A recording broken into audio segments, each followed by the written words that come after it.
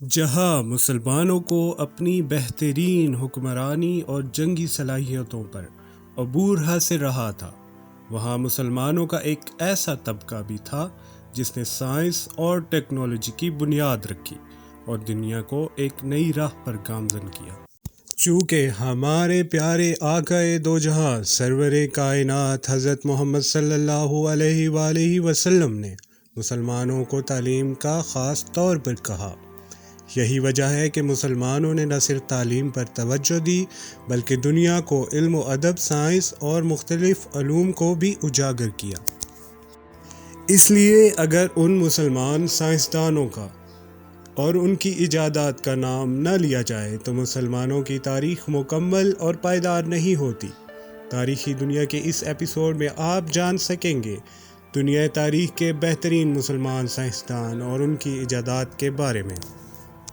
معزز سامعین، ہماری فہرست میں پہلا نمبر اس سائنسدان کا آتا ہے جنہوں نے علم کیمیا یعنی کہ کیمسٹری کی بنیاد رکھی، اور ایک ایسے علم کی بنیاد رکھی کہ اس علم کی بنیاد پر انسانوں نے ترقی کی ایسی منزلیں طے کی کہ جو جابر بن حیان کی اس کاوش کے بغیر ممکن نہیں تھا۔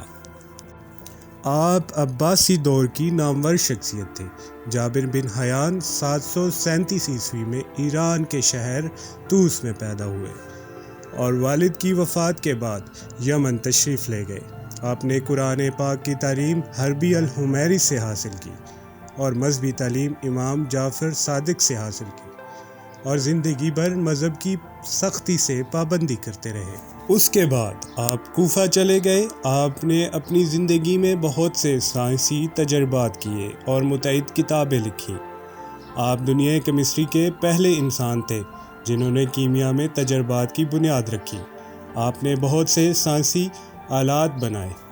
آپ نے اسٹیل، وارنش، سفیدہ، کپڑا اور چمڑا رنگنے کے طریقے ایجاد کیے۔ آپ نے گندھک کا تیزاب، سلفیورک ایسڈ اور سٹرک ایسڈ ایجاد کیا۔ آپ ہارون الرشید کے دربار میں الکیمسٹ تھے۔ آپ نے کتاب الزہرہ تحریر کی اور دنیا کے علوم میں اضافہ کیا۔ آپ کو کیمسٹری کا بانی کہا جاتا ہے۔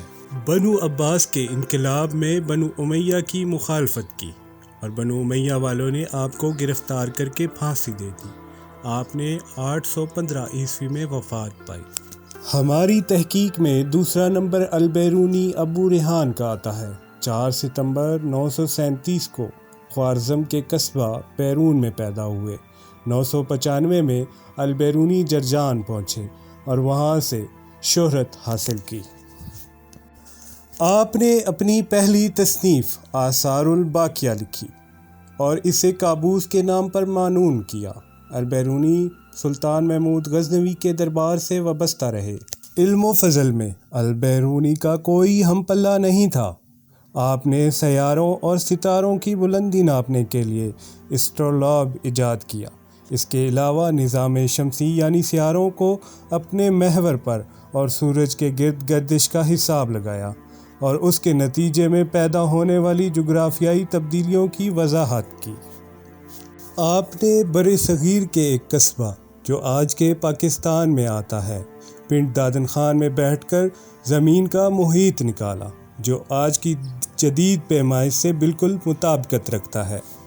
حساب میں اکائی جزر نکالنے کے طریقے، قبلہ کی سمت کا تعین، جیومیٹری کے بہت سے مسائل ان کے دریافت کردہ ہیں۔ انہوں نے قیمتی پتھروں، زمین میں مختلف تہوں کا مطالعہ کیا۔ آپ نے مختلف علوم پر تحریریں لکھی اور دنیا کو سائنسی علوم سے نوازا۔ ہماری لسٹ میں تیسرا نمبر جس عظیم مسلمان سائنسدان کا آتا ہے ان کو مشرق مغرب میں علم طب کا بانی مانا جاتا ہے، جسے جدید زبان میں بائیولوجی کہتے ہیں۔ آپ ابو علی سینا کے نام سے پکارے جاتے ہیں جبکہ آپ کا اصلی نام حسین تھا۔ اگست 980 عیسوی میں بخارا کے علاقہ میں پیدا ہوئے۔ آپ کی مشہور کتاب القانون 14 جلدوں میں لکھی گئی، اشفا 18 جلدوں میں، اور لسان العرب یورپ اور ایشیا کی بڑی درسگاہوں میں داخل نصاب رہی۔ آپ نے جانوروں، پودوں، مختلف حشرات الارض، جانداروں پر مطالعہ کیا۔ اور گراں قدر کامیابیاں حاصل کی۔ اس عظیم سائنسدان کا 1037 عیسوی میں انتقال ہوا۔ آپ کو یورپ میں اوویسینا کے نام سے پکارا جاتا ہے۔ ہماری لسٹ میں چوتھے نمبر پر جس عظیم مسلمان سائنسدان کا نام آتا ہے، انہوں نے مختلف طریقوں سے پیدا ہونے والی آوازوں پر تحقیق کی۔ ان عظیم مسلمان سائنسدان کا نام یعقوب الکندی تھا۔ آپ نے مختلف کارنامے سر انجام دیے۔ آپ نے آواز پر تحقیقات کی اور آواز کی ماہیت سے متعلق گراں قدر معلومات جمع کی۔ آپ نے کان کی بناوٹ پر مطالعہ کیا۔ آپ نے آواز کے علاوہ روشنی پر تحقیقات۔ آپ نے تمام معلومات کو اپنی تصانیف میں قلم بند کیا اور اس کے علاوہ میوزک انسٹرومنٹ بھی ایجاد کیے۔ ہماری لسٹ میں 5ویں نمبر پر جس سائنسدان کا نام آتا ہے، ابو القاسم الزاروی کے نام سے جانے جاتے ہیں۔ آپ 936 عیسوی میں پیدا ہوئے۔ آپ دنیا کے سب سے پہلے سرجن تھے۔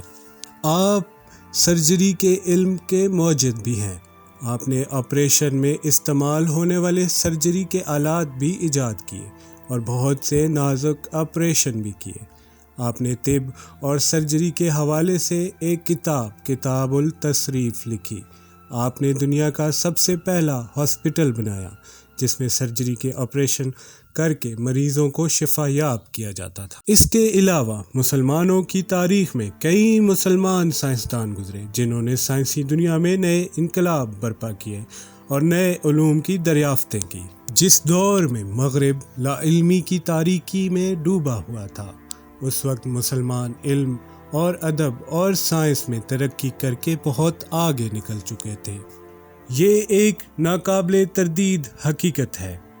مغرب کے جن کارناموں سے آج دنیا سخت مرعوب اور متاثر ہے، ان اصولوں کو مرتب کرنے، تحقیق اور شروعات کرنے کا مہرہ مسلمان سائنسدان ہے۔ مسلمانوں کے زوال کے ساتھ، یورپ کے غلبہ پانے کے بعد، مسلمانوں کی بہت سی تصانیف وہ اپنے ساتھ لے گئے اور انہیں انگلش، جرمنی، فرانسیسی مختلف زبانوں میں ترجمہ کرا کر مغرب نے مسلمانوں کے اس علم کو اپنا لیا۔ آج ہم سب مسلمانوں کو معلوم ہونا چاہیے کہ دنیا میں سائنسی اور جدید علوم کی بنیاد ہم مسلمان ہیں، اور سائنس اور اس کی راہ پر دوبارہ چلنے کی ضرورت ہے۔